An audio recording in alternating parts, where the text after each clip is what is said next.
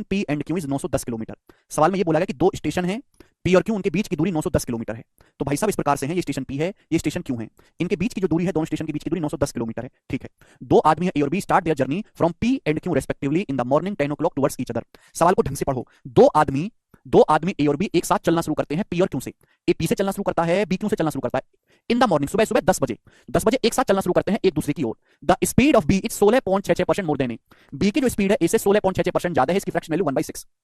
B की जो speed है बी की जो स्पीड है वो ए से 16.66% ज्यादा है। ए की स्पीड 6 है तो बी की स्पीड 7 है।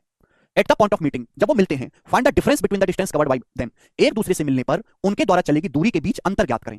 यहां से बंदा चलना शुरू करता है ए, यहां से बंदा चलना शुरू करता है बी, और उनकी यहां कहीं ना कहीं बीच में मुलाकात हो जाती है। ए की स्पीड कम है, बी की स्पीड ज्यादा है, तो बी ज्यादा डिस्टेंस चलेगा। सपोज यहां मुलाकात हुई इनकी पॉइंट आर पे, तो ए ने ये डिस्टेंस ट्रेवल करी है, ए ने इतनी डिस्टेंस चली है, जबकि बी ने ये डिस्टेंस ट्रेवल करी है। इनके बीच का डिफरेंस आपसे पूछा है।